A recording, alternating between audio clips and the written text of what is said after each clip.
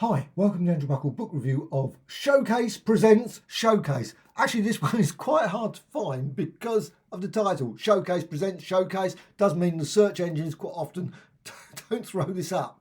But this is volume 1, unfortunately, the only volume they produced. Why? There's so many great stories. The Showcase went from issue 1 all the way up to issue 93. Most were like 50s and 60s. I don't know if it went all the way through to the 70s, but that was Showcase. And this one, Showcase presents a library of classics. You can see at the back. Unfortunately, it doesn't actually say the actual issues that are included. That's Showcase issue 1 to 21. There's 539 pages. This book came out quite a while ago, 2012, because of course the series of Showcase, I don't know when it stopped, but it was quite a while ago. All in black and white, all the way through. And it also includes some great stories. It's also got some unusual stories, the ones that probably haven't been reprinted anywhere else. But many of these, of course, have been printed because you've got like The Flash, you've got Challenges of the Unknown, also you've got Adam Strange, you've got Rip Hunter. And let's just go through the book. Volume 1, you've got obviously there's one thing they didn't do, I think, when they brought this series out. They didn't really advertise like the Epic Collection, where they put long lists of all the different books. They never did that. I don't know why. Maybe they just never mention it. I mean, that was it on the back, and some great little one. Showcase Ghost, All Star Comics. I'd love to have seen Gold. They also didn't produce a Golden Age series. That would have been brilliant. And Young Love. I don't think they brought out many of the romance ones. Pity. But still, let's just go through what was actually included in this one. Unfortunately, since it was the only issue, stops at issue 21, misses out Green Lantern, Atom, many others, Aquaman, and probably lots of others that came up. But it did include Firefighters, Fireman, Farrell. And you can see lots of stories. So they didn't just go for one single long story. I think most of these are like two or three. And you've got here, the next one, Kings of the Wild. Some of these, of course, didn't continue. That was it. That was their rules. Maybe they turned up. Probably a guest appearance somewhere. I don't know. But they didn't have a long-running series. Likewise, issue 3 there, The Frogman. The making of the Frogman. But Showcase 4, of course, is the classic one. And that was 1956. Most of these are 1950s. 1959, August 1959 was the last issue. And you can see you've got Superman, you've got Lois Lane, I should say. Flash again. Flash turned up a lot. I don't know why it took so long for them to bring out the Flash issue 105. Would have been really... Obviously, they continued to do that. But Space Ranger. They had a couple of issues of Space Ranger. As far as I'm aware, there was never any continuing series of Space Ranger.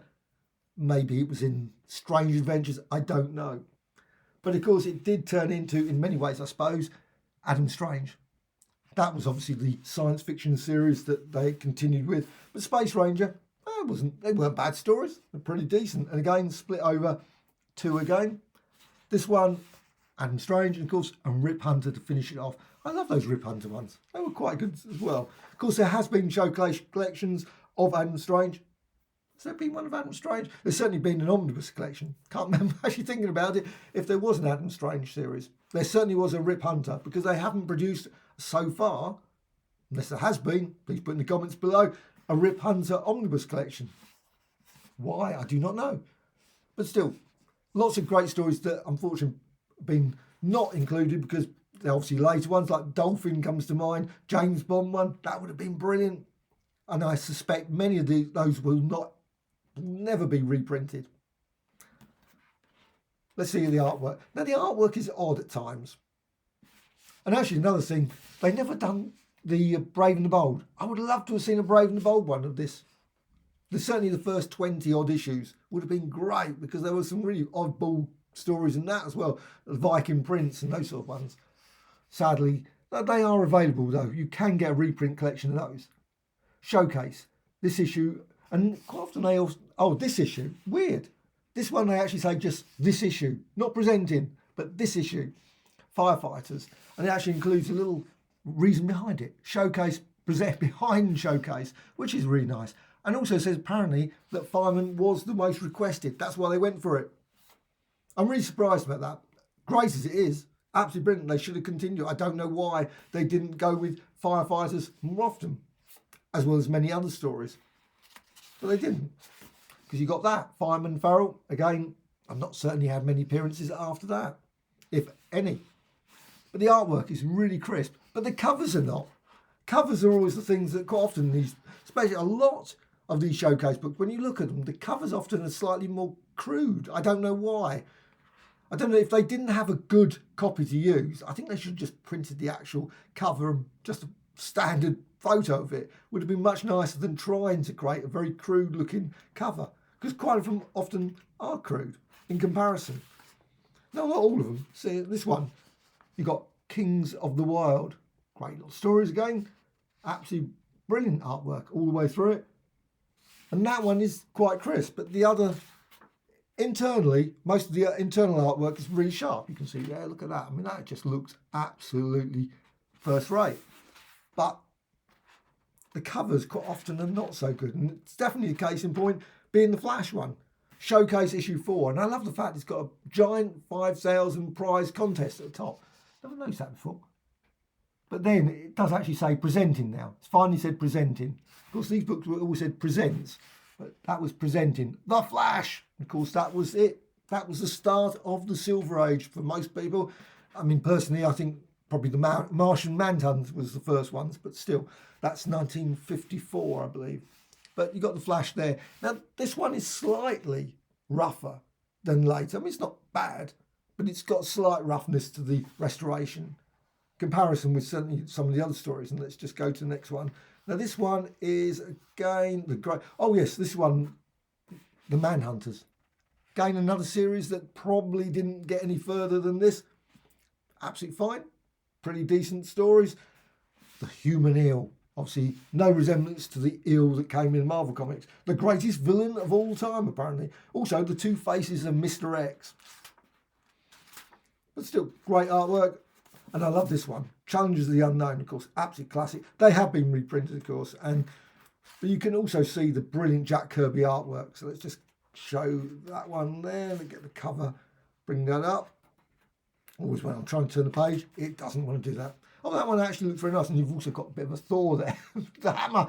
Very much the Thor's hammer. Just there on the cover. Challenges of the Unknown.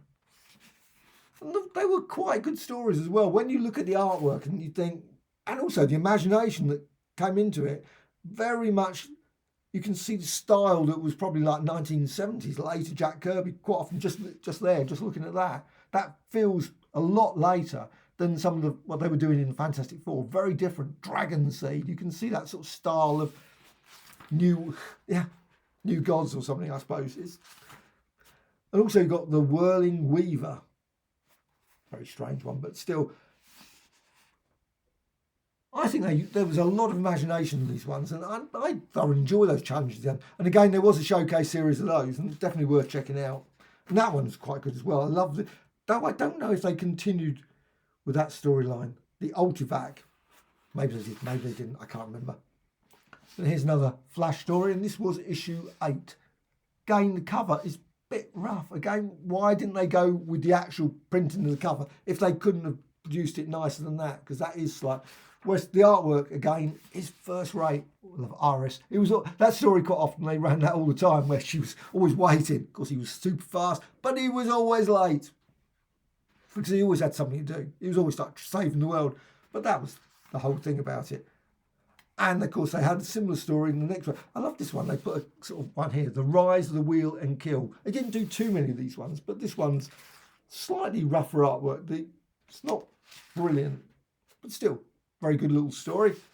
But then we're on to Lois Lane. Lois Lane ones always baffled me. They were good stories at times, but they spent too much trying to find his identity all the time, or there'd be fantasy stories as well.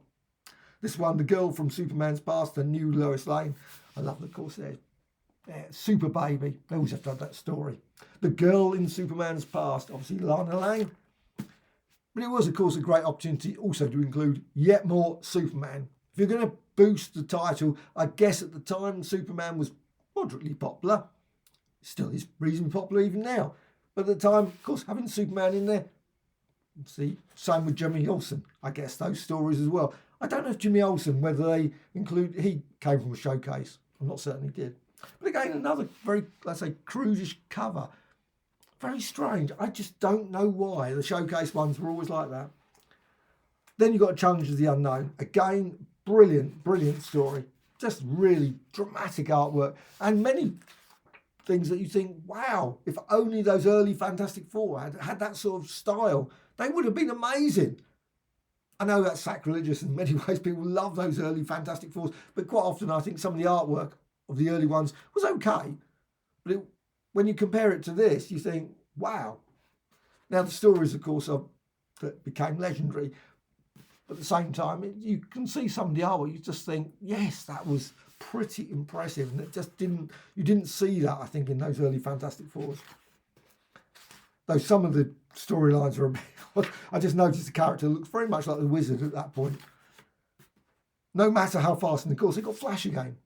It took quite a while for the Flash to get his own comic. I'm really surprised. I don't know why it took 3 or 4 or 5. They must have been waiting to see the figures. Maybe it was, obviously, is it going to be a big success? I suppose it was a gamble. The superhero characters, we of course assume now that superhero characters, they were massive, they were big. But of course, there was a period when you just really had Superman, Batman, maybe Green Arrow, a few characters sort of lingering on. But lots of the characters were all gone by that point. Though I never could understand why they just wiped them out. To me, I think they could have just brought them out occasionally, just having backup stories. Why wasn't the Flash as a backup story in sort of other comics? Just to completely wipe them out? I don't know.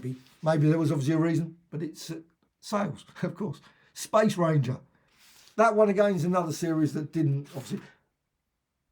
I always wonder whether the reason Space Ranger was gone, because of course Adam Strange, maybe they felt that there wasn't really a need to have too many of these sort of characters, that space ones, science fiction. Science fiction is probably never, I love science fiction ones. I love these science fiction books. I think they're great, but they're not always the most popular, like Weird Science, the EC Comics, those EC Comics ones, the science fiction ones really didn't sell as well as obviously the horror did. But they didn't do any horror, of course. Comics Code is obviously the obvious reason. But of course, they did have comics, horror comics, but they were pretty... Well, let's go on to the next one. Actually, what are the titles? I was just trying to think of... Obviously, you had Phantom Strange and those sort of ones. Other Worlds. So there you are. And the weird thing was, it wasn't called Adam Strange. The Dozen Dooms of Adam Strange. Obviously, Adam Strange gets a mention on the cover. And I was slightly annoyed with that. The Zeta beam, where you kept on bouncing backwards and forwards every time. It was sort of like the kryptonite. It was the weakness for Adam Strange. So he would go back again, bounce back again.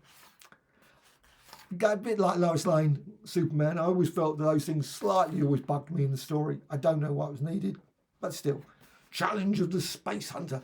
It was still a very... Of course, it gives imagination, doesn't it? It gives you gives you a reason to create the story. If it was always so simple, obviously he would have stuck around all the time. He would have been with her. They would have sorted out all the problems. Every time he came back, there was always another problem. So, yeah, Challenge of the Space Hunter. And on to the next story. The next one is, of course, prehistoric. So, well, it could be anything, of course. Rip Hunter he could go backwards and forwards all over the place. Rip Hunter, Time Master. There's only one way to save Bonnie and Corky from this dinosaur. Prisoners of 100 million BC. That was always trouble with time machines and things, wasn't it? You always have these time machines, and then suddenly, of course, they get damaged and you're stuck in a place, or something happens. You suddenly turn up on a volcano or something, and you think that wasn't such a great. Or you turn up above, crash down, destroys, or a dinosaur happens to eat your space. And also, of course, you had Roman stories. I love those, or Greeks. I'm going to say Roman stories. Well, obviously, when it mentions Alexander, it isn't. And you got there, of course. So it was a great optic, a bit like Doctor Who. You've got obviously the early Doctor Who's, there were lots of those science fiction stories, but also the ones where they had historical things like the Greeks, etc. And on to the final one. And that's it. Actually, that's issue 21. All finished. Another short story. Actually, that was a short story. Oh, they did have a science fiction one there. Obviously, slightly at the end there. I love these ones. These are just great. 539 pages of really great little stories. All, of course, in black and white. If you're happy with black and white, it's fine. Of course, if you prefer omnibuses, colour ones, fine as well. I think the black and white ones quite often make it so much easier to see the artwork. when you look at it, not always, sometimes the line is not so great, but in many cases, I find it really, really obviously easy to look at the sharp. And also I find black and white very easy to read. That sounds like, if I get an omnibus edition of this size of Showcase, say they bring this out, which of course they probably won't, but if they did, I can guarantee that I can read through this far faster, flashlight, than I can with the omnibus ones. I don't know what it is. Maybe it's the additional looking colour of the artwork or something. I'm not certain the reason, but I have noticed that quite often I can knock off a Showcase book like this in an hour. So I can read through all these quite quickly, a couple of hours most. Whereas I've got sort of epic collections that I go through and read 3 or 4 stories, and then I stop. Whereas this, I can just consistently just read all the way through it, think, wow, finish it off, and great tales. So Showcase presents, great collection. Such a pity that they stopped this series. There were so many ones that I think they could have brought out. Same with Essential. I wish they'd continued with those as well, because these just great for. Now, I got rid of quite a lot of mine. There was a reason. Unfortunately, I had a bit of a water leak, unfortunately, and lots of them were damaged. So that was rather annoying. So I had to get rid of them. And also at the same time, I was sort of getting the epics and omnibus as well. So I did clear out a lot of those. I sold quite a few that were not damaged, but it was just, I do actually slightly regret getting rid of some, but again, that was the reason why I got rid of some. But these ones are great, and I wish, I say, whenever I see them, sometimes they vary in price. Sometimes you can find them for £5. Sometimes you can see them £50, £60, and you think, that's a bit too much. That's just pushing it. But they do turn up fairly regularly, and they also turn up in my local Oxfam. I've actually seen quite a few volumes of these Showcase books. Annoyingly, always the ones I've got. I don't know why that's always the way. It's always the way with anything, isn't it? You go in there and you always pick up that issue and you think, oh, it's good. No, it's the same issue you got last week. And it's exactly the same with these Showcases sometimes. But this one I got on eBay and I was really pleased to get it. And I just watched a brilliant video from Michael Vaughan about World's Finest. And I completely forgot about those great books. And I was just thinking, yes, I love those. So I picked up the Showcase book for that. So I will be doing a quick run through of that at some point once it turns up. So I'm looking forward to that. There was about 4 volumes of that as well. I think some of them were probably a bit more pricey than the one that I picked up. But still, just great to get. Sometimes it's always nice just to have one volume. You don't have to have everything. But I wish they'd brought out a Brave and the Bold as well. Would have been brilliant. Obviously, all the way up. They probably would have done it 2 issues, 2 or 3. Because, of course, after Brave and the Bold, Justice League of America, I don't think there was such variety in terms of it. Obviously, more. Though saying that, they have not printed those team-ups. Obviously, they've done the Batman team-ups. There's lots and lots of other team-ups that they did that they've never reprinted. Why? And the same with these Showcases as well. But still, I love this book. This is really worth checking out, this book, as well as, of course, some of the other Showcase ones. I think they're a really good series. Showcase presents Showcase. Great titles.